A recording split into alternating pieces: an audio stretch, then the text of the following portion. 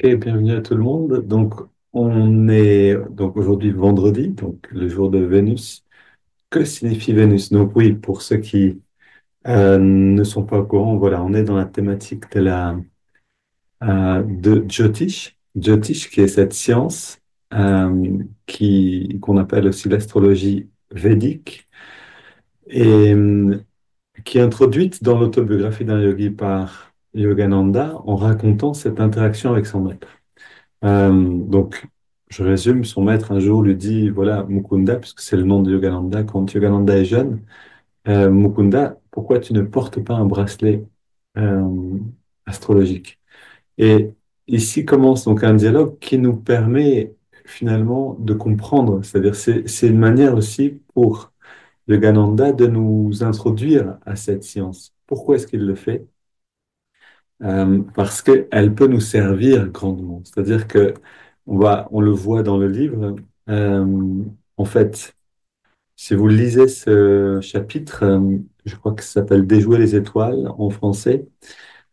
Euh, je n'irai pas jusque-là, donc je vous le résume, mais donc Sri Yukteswar lui dit, voilà, tu as besoin de porter un bracelet, ça va t'aider.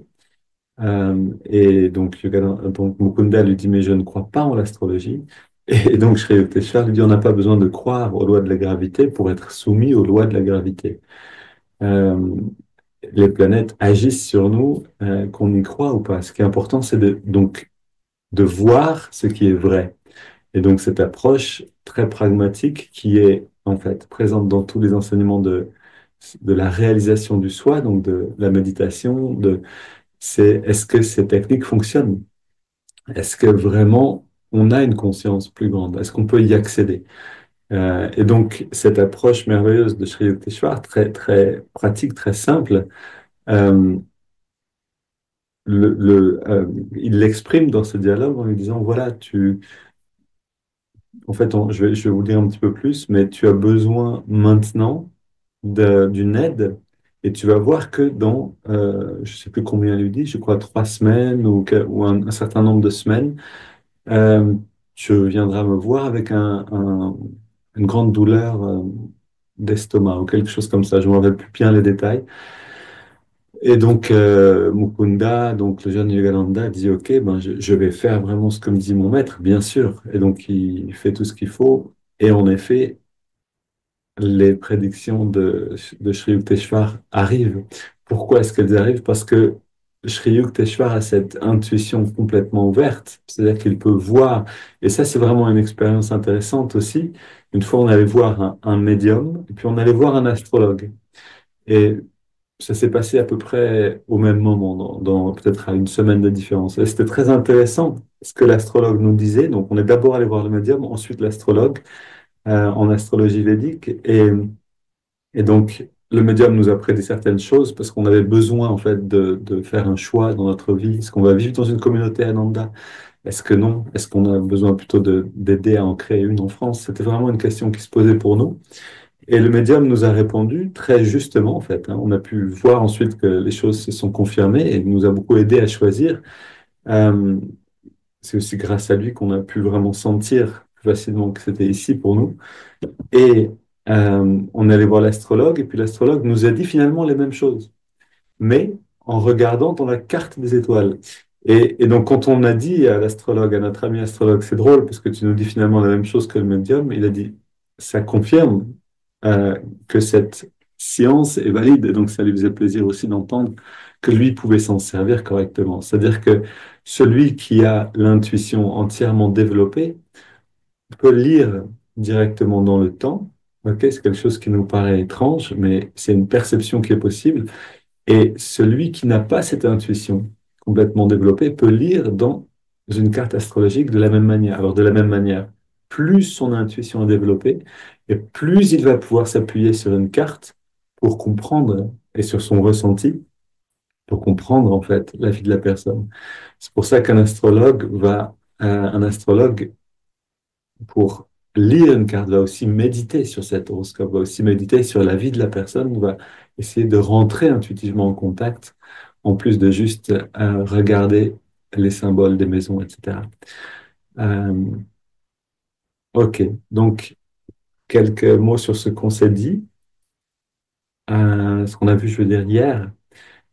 Oui, vous rappelez que donc une attitude superstitieuse face à l'astrologie, je parle ici encore une fois de cette forme d'astrologie, Jyotish, euh, c'est une forme de superstition ne nous tire pas d'affaire, c'est-à-dire elle nous rend littéralement euh, les marionnettes de ce rouage qu'est le karma. Donc le karma, les planètes représentent le karma, comme le dit très bien Shaluteshvar, l'enfant naît au moment euh, qui correspond parfaitement mathématiquement avec. Donc les planètes sont dans la position qui correspond à son karma passé. Donc c'est pour ça que la science est vraiment intéressante, parce qu'elle nous permet de voir en fait comment le karma va se déployer dans cette vie. Et donc, pour sortir des rouages du karma, qui est implacable en fait, hein, on a agi d'une certaine manière dans le passé, on va en récolter les fruits. On sème, on récolte ce qu'on a semé.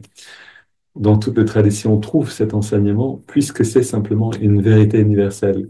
Maintenant, comment faire pour se sauver en fait? C'est-à-dire sortir de cette roue finalement j'allais dire infernal, mais c'est un peu ça. C'est-à-dire, on est constamment à agir, à s'identifier, en fait, hein. On a vu hier que c'est l'identification à nous-mêmes, c'est-à-dire à une personnalité, à ce qu'on aime et ce qu'on n'aime pas, qui va nous amener à agir et à réagir d'une certaine manière très conditionnée. Et que cette identification, c'est le verrou qui nous enchaîne à cette roue du karma. Une fois que on arrête de s'identifier, et donc on peut accepter ce qui vient avec non pas seulement une équanimité jouée, c'est-à-dire, OK, j'accepte tout, pas comme si on se coupait de soi-même, mais vraiment en se désidentifiant profondément, c'est-à-dire en allant dans l'expérience de qui on est vraiment par la méditation, et en apprenant à garder cette conscience-là de je suis détaché du corps et du mental, ce n'est pas moi, c'est un outil. Et si on peut vivre, non pas penser seulement, mais vivre cette expérience-là de plus en plus, alors en effet, on se détache, on se libère on défait la chaîne du karma. Et donc on commence à vivre les choses mais on les vit comme à la périphérie de notre être. On n'est plus, d'une certaine manière, la tête dans le guidon des expériences humaines, mais on vit les choses avec une certaine distance. Ok. Je lis maintenant un peu plus ce texte-là, donc qui vient de l'autobiographie d'un yogi. L'homme est une âme et a un corps. Lorsqu'il situe correctement son sens d'identité, il se défait de tout schéma compulsif. Aussi, et voilà, c'est la réponse à toutes les formes de psychologie qui cherchent à résoudre les problèmes. Tant que l'homme, c'est-à-dire lorsqu'il situe correctement son sens d'identité, alors il se défait de tout schéma compulsif. Comment vivre heureux? Réponse, en situant correctement notre sens de l'identité, c'est-à-dire qui on est vraiment. Tout ce qui, tout ce qui est autre ne nous amènera pas dans un bonheur durable. Aussi longtemps qu'il demeure dans la confusion de son état ordinaire d'amnésie spirituelle, c'est-à-dire de ne plus savoir qui il est vraiment, aussi longtemps qu'il demeure dans la confusion de son état d'amnésie spirituelle, il connaîtra les entraves subtiles des lois de l'environnement.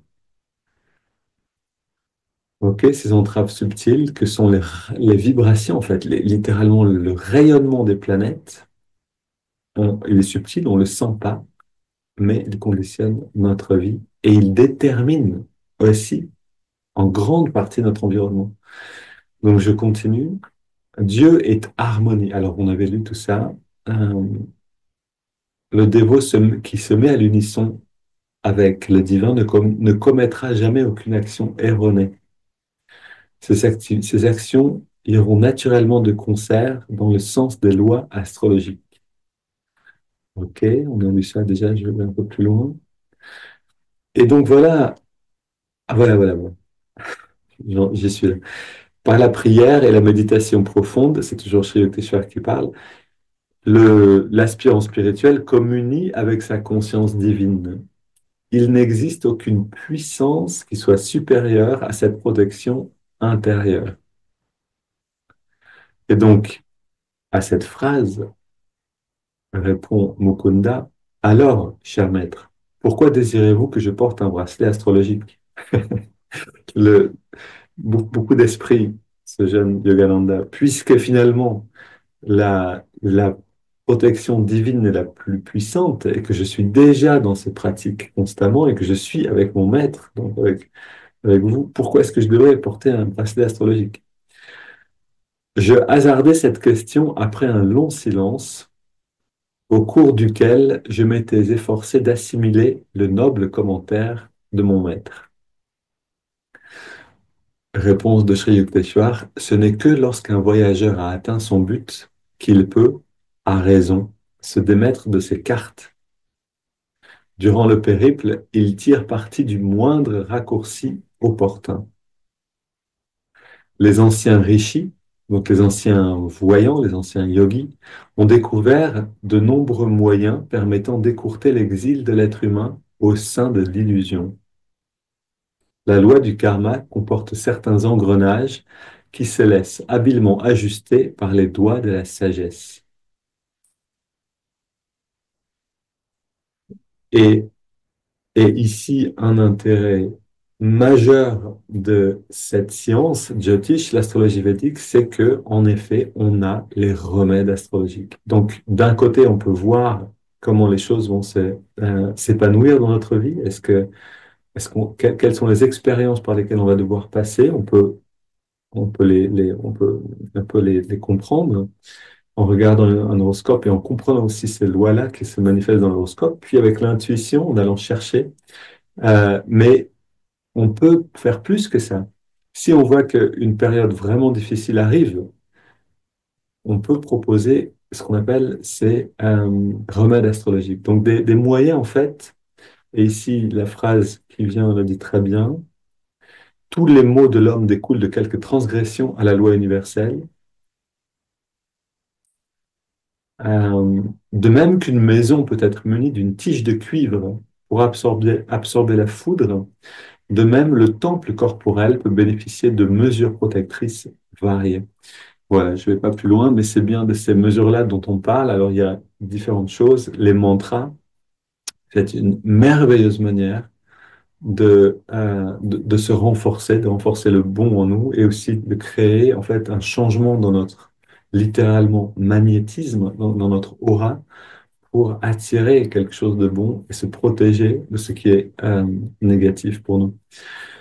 Euh, il y a les bracelets astrologiques, il y a les pierres, il y a les mantras, il y a même les couleurs, il y a encore plein de choses. Il y a des actions, il y a le service. Le service est une manière aussi de réorienter l'énergie autour de nous.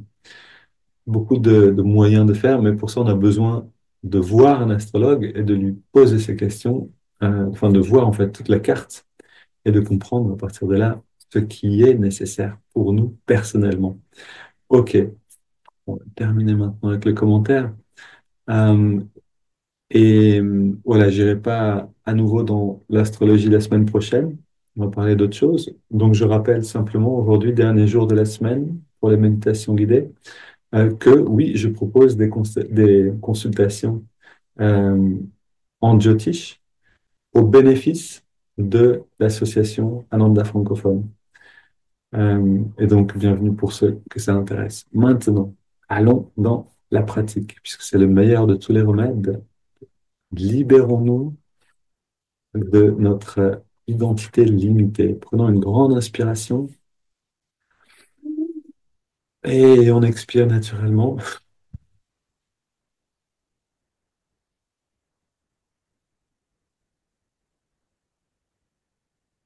Et déjà, en une inspire, en une respiration, on regarde à quel... Vous savez, c'est comme un plongeur qui regarde à quelle profondeur il arrive à plonger juste en sautant dans l'eau, gracieusement. C'est vraiment ce qu'on vient de faire. On inspire, faisons-le encore une fois, on inspire profondément On expire en laissant l'air sortir, sans rien contrôler. Et on se détend complètement. Et c'est la qualité de la détente et de l'immobilité qui vont nous permettre de plonger à l'intérieur profondément.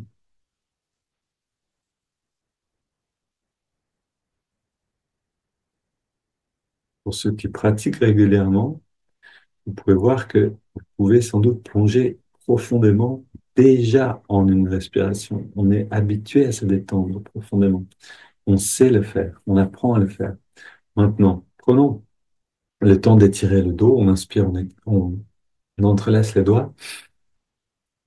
Expire, on amène les mains vers l'avant, on arrondit bien le dos. Inspire, on étire les bras vers le ciel. Et bien sûr, on étire la colonne tout entière. Expire, on se penche vers la gauche. On étire le côté droit. Inspire, on revient au centre. Expire, on se penche vers la droite. On étire le côté gauche. On revient au centre. Puis on se tourne vers la gauche. On pose les mains et on va le plus loin possible dans la rotation en gardant le dos bien droit et en respirant profondément.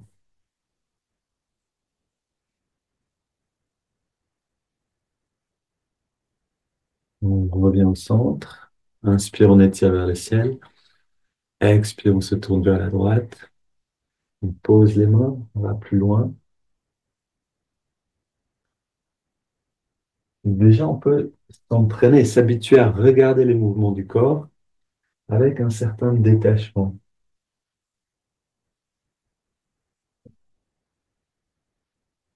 Comme un vaisseau spatial, littéralement, qu'on conduit parfaitement. On est tellement habitué à être dedans qu'on pense que c'est nous. On pose les mains derrière, on se penche vers l'arrière, on resserre les épaules et les coudes et on respire profondément pour étirer entre les côtes.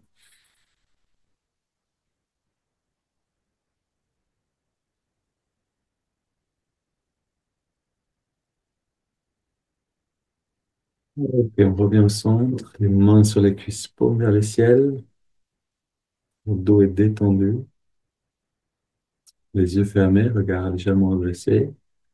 On sent l'ouverture dans la poitrine.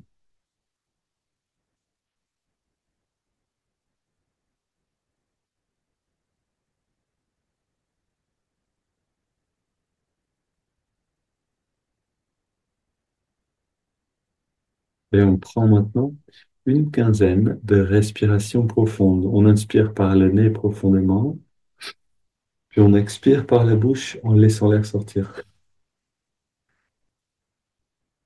de toute l'amplitude des poumons.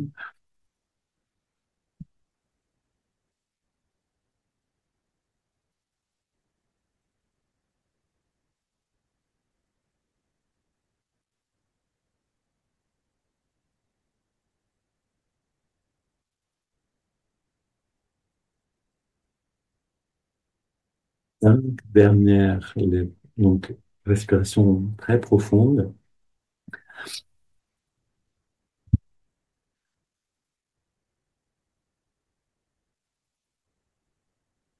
Deux dernières.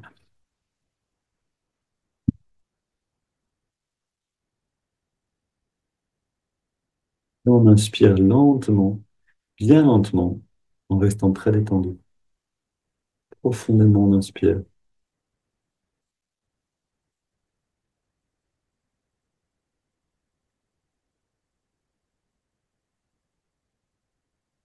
On retient le souffle et on détend tous les muscles du corps. On détend encore plus, puis on laisse l'air sortir sans faire d'effort. On arrête de respirer dans une pause. Et dans cet arrêt du souffle, on plonge dans les sensations subtiles du corps d'énergie, tout ce qui se montre maintenant.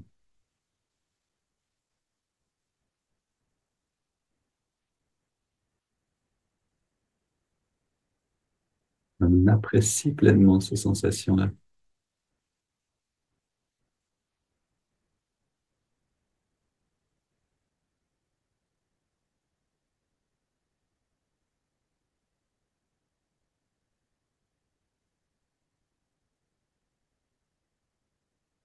inspire lentement, profondément. On garde l'air dedans, on rentre le ventre, on contracte le périnée, on redresse le regard un peu plus, on relâche tout et on expire. Et là, on laisse le corps respirer naturellement, sans contrôler le souffle. Et on est simplement détendu, immobile,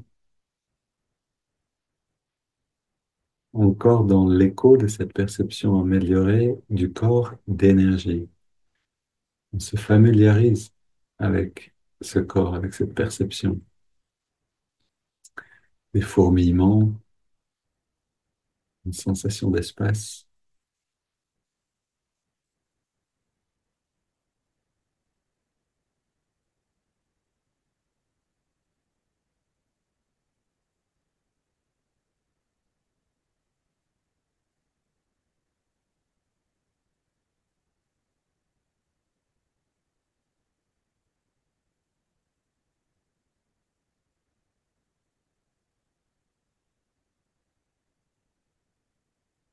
Ok. Maintenant, on prend une double inspiration par les narines, donc une courte et une longue. On garde l'air dedans, on serre les poings, on contracte tous les muscles du corps au maximum. Puis une double expire, on relâche bien tous les muscles. On recommence. Ouf. Et une dernière fois.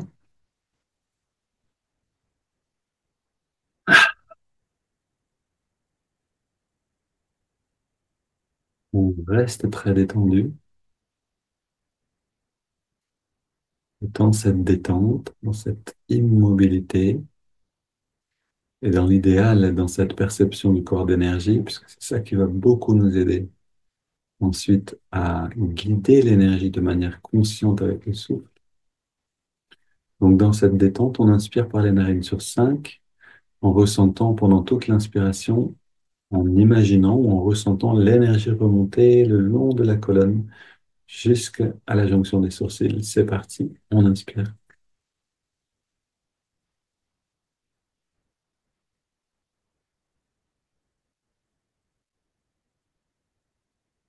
On garde l'air dedans,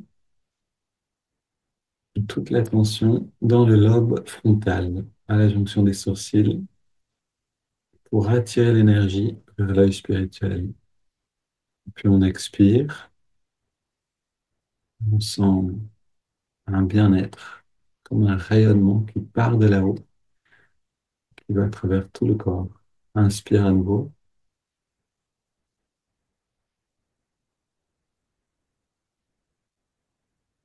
on garde l'air dedans,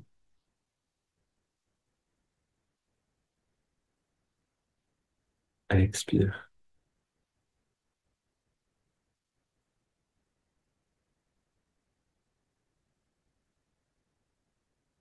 inspire,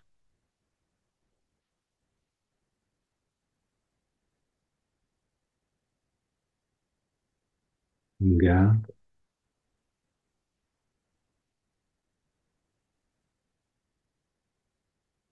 expire,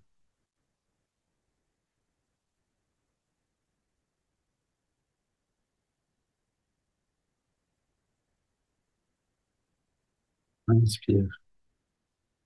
Essayons d'améliorer l'expérience, de sentir un peu plus à chaque fois. On garde l'air dedans,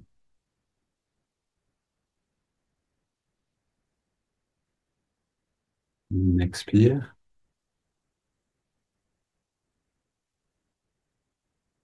et un dernier cycle. Inspire,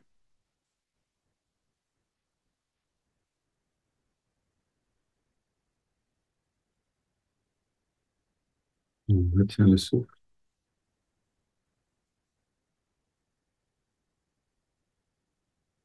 expire.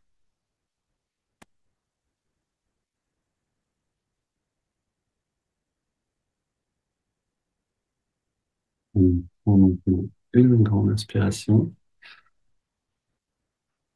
et on laisse le corps respirer naturellement. Encore une fois, on est attentif. En fait, on laisse le corps respirer. Une manière simple, c'est de se désintéresser du souffle. Souvent, quand on l'observe, on a tendance à le contrôler, mais ce contrôle nous empêche de nous détendre complètement, de nous abandonner à l'instant présent. C'est d'ailleurs une très bonne manière de voir si on peut faire confiance à la vie. Est-ce qu'on peut regarder le souffle sans le contrôler? Est-ce qu'on peut accueillir l'instant sans penser qu'il y a quelque chose qu'il faut maîtriser? Donc, pour l'instant, on est simplement là, dans le bien-être qui est rassemblé par toutes ces techniques.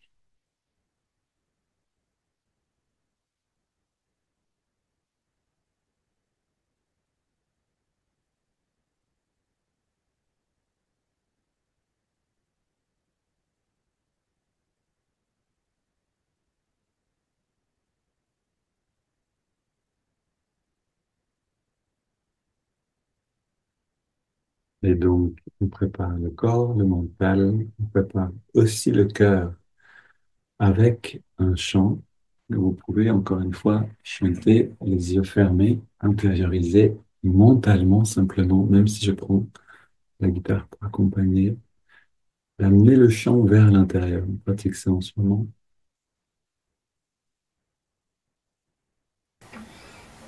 Jaima. Jaima, Jaima, Jaima, Jaima. Jaima, Jaima, Jai, Jaima. Jaima, Jaima, Jaima, Jaima. Jaima, Jaima, Jai, Jaima. Jaima, Jaima, Jaima, Jaima. Jaima, Jaima, Jai, Jaima. Jaima, Jaima, Jaima. Jaima, Jaima, Jai, Jaima. Hari Bol, Hari Bol, Hari Bol, Yogananda, Hari Bol, Hari Bol, Hari Bol, Hari Bol, Yogananda, Hari Bol. Jaima, Jaima, Jaima, Jaima. Jaima, Jaima, Jai, Jaima. Jaima, Jaima, Jaima, Jaima. Jaima, Jaima, Jai, Jaima.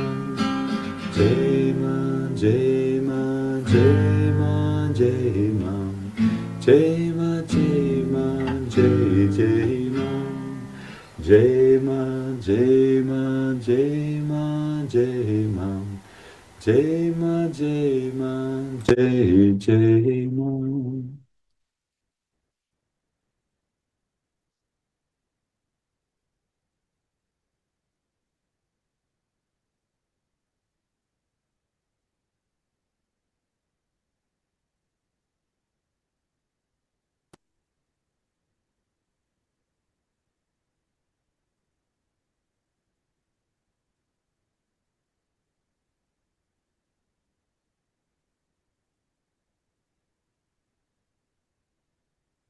Dans la qualité de sentiment qu'appelle le chant,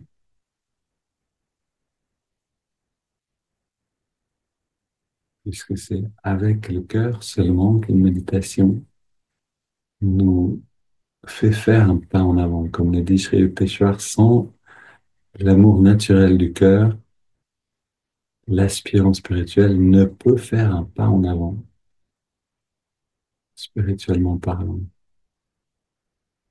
Donc l'importance, non pas seulement d'observer le souffle mécaniquement avec beaucoup de force de concentration, mais l'importance d'amener cette dimension, la douceur de l'ouverture du cœur. Et avec cette qualité, on amène l'attention dans les narines.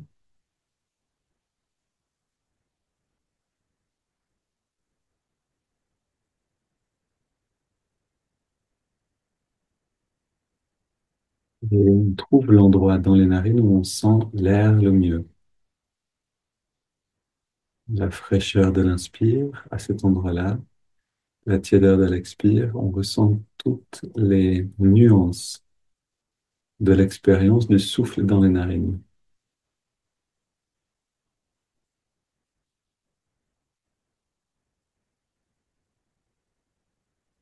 Pour entrer totalement dans cette perception, on a besoin d'apprendre à apprécier, à aimer cette sensation-là, à la trouver délicieuse.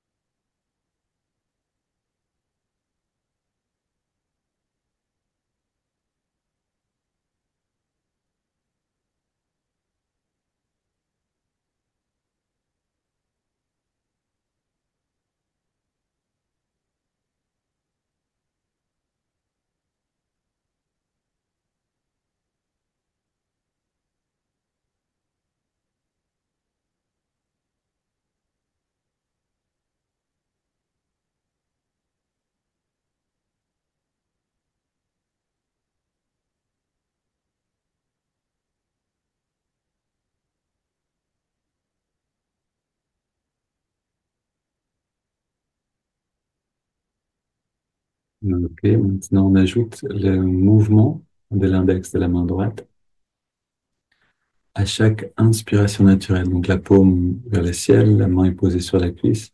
À chaque inspiration naturelle, l'index revient donc un tout petit peu vers la paume de la main. On plie légèrement le doigt, on le ramène vers la paume très légèrement. À chaque expiration naturelle, on relâche complètement le doigt à nouveau, mais surtout, on relâche toute tension corporelle.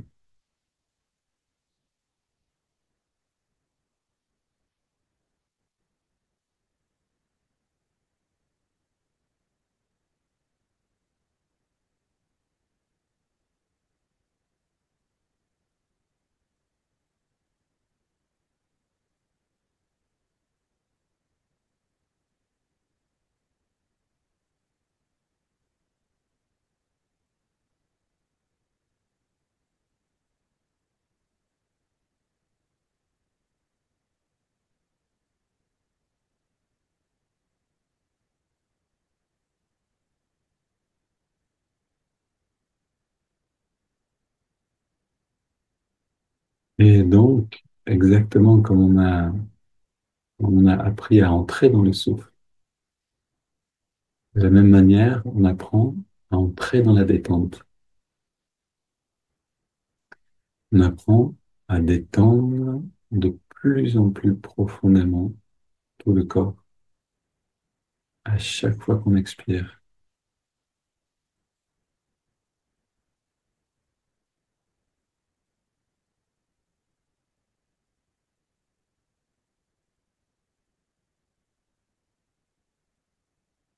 Et invariablement, si on peut rester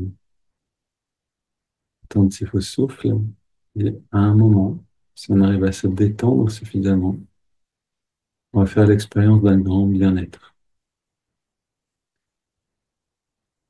On va aussi sentir que la perception du corps change.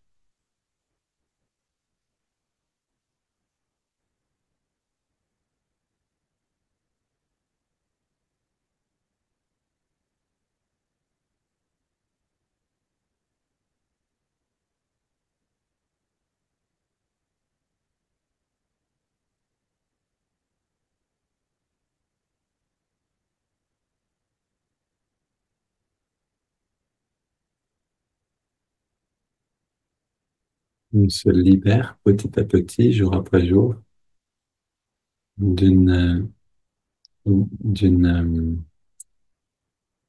d'un attachement trop fort à une perception de nous-mêmes. On n'est pas seulement le corps, mais on sent que cette perception change, elle s'efface un petit peu et on est quand même. Alors qu'est-ce qu'on est? On sent quelque chose d'autre. Maintenant, ajoutons le mantra Hong So. Hong. qui accompagne l'inspiration naturelle signifie je suis, et so qui signifie, qui accompagne l'expiration naturelle signifie ce qui est.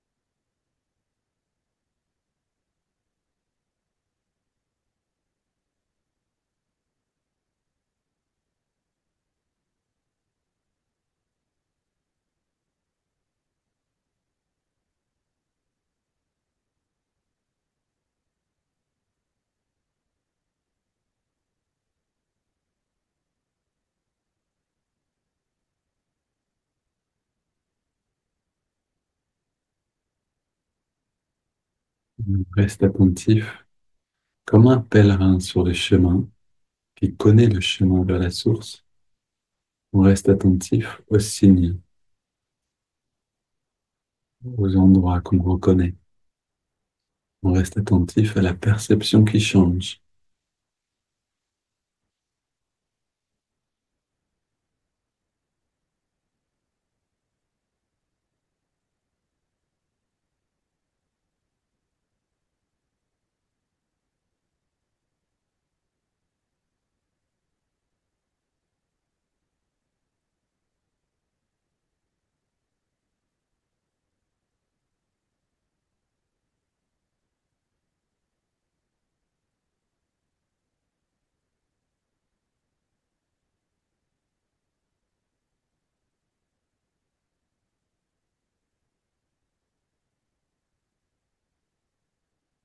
Puis on prend une grande inspiration.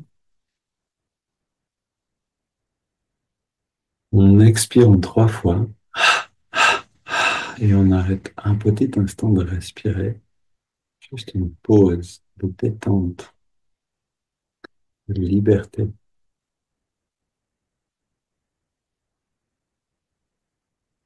Et on laisse le corps respirer naturellement. On abandonne les techniques de concentration, l'observation du souffle, le mantra, le mouvement des doigts. On abandonne tout ça et on regarde simplement intérieurement quelle est la qualité maintenant.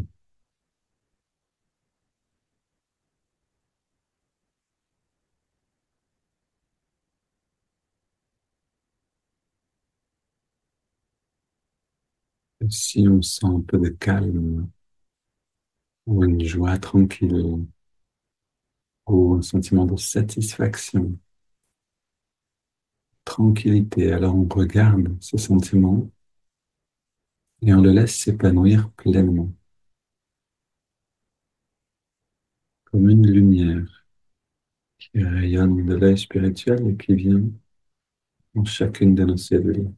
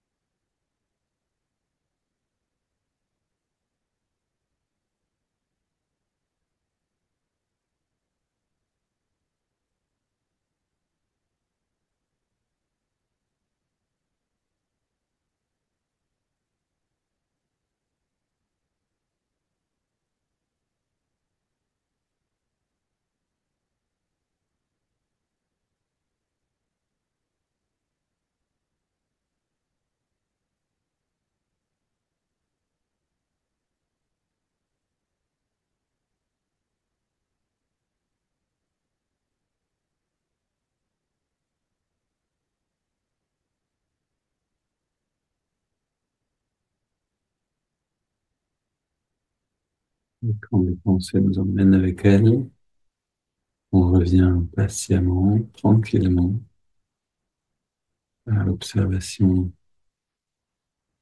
du sentiment du bien-être, de l'expansion elle-même.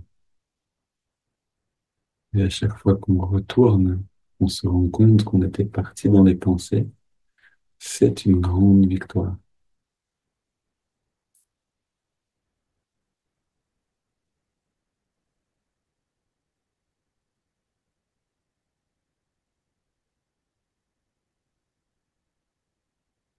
C'est justement là que commence le travail de se désidentifier